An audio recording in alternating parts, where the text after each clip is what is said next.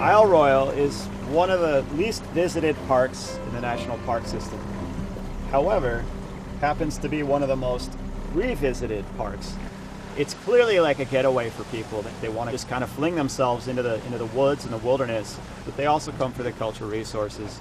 People are absolutely interested in all the different things that this island has to offer. For thousands of years, Native Americans would come to Isle Royale interested in its copper resource. They would paddle over from the north shore until they saw a natural fissure in the rock where they noticed copper.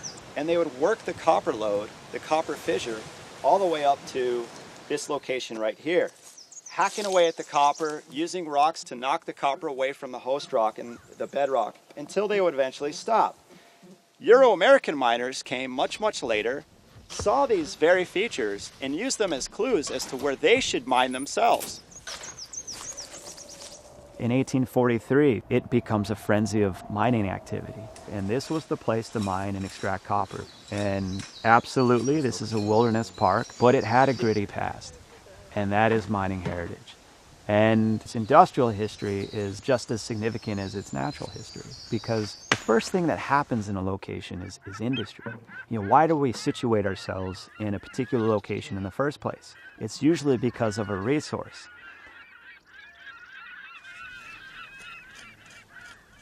And so when we study industrial heritage, we're learning more about who we are as a people, why are we here in the first place.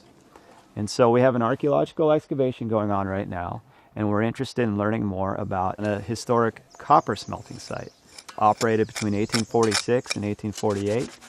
This research will impact park management in a number of different ways.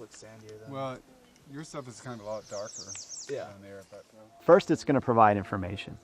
And we're really interested in what this place was, why it's here, how it came to be. And that, of course, the information will inform our park interpretive programs so that the visitors can learn more about the island's past.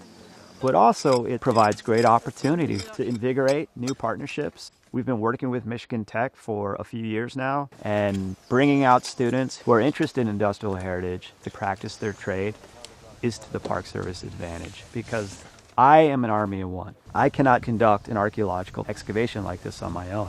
So bringing students out to learn with us is to bring that heritage to the fore so people understand that it had this gritty past, this industrial past. And it's just a great opportunity for students to conduct archaeology in a national park setting and also to learn about mining heritage across numerous landscapes. Hey, Saf, I think we found something interesting. That's nice. You know what that is? Looks like copper to me. It is. It's The Park Service has been very accommodating. They've given us sort of free reign over this site here. And so to work on a site like this, the oldest copper smelter in America's first copper mining region, that's quite exciting. This is some pretty interesting stuff we're doing here. That's quite interesting. We're going to learn quite a lot as to how people attempted to cope in this mining frontier. Quite thrilled, actually, for an opportunity like this, to come out here in a place like Isle Royale just to work in a national park.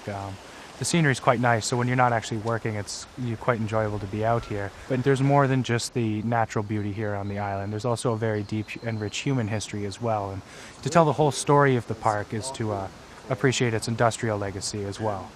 Smelting is included in that picture because the nature of... History is important because we can't really imagine who we are or where we're going unless we know something about where we've been. And the Park Service found an opportunity to uncover the history here. And information of this sort enriches the lives of park visitors in powerful ways. And to my mind, that's a major mission of the Park Service.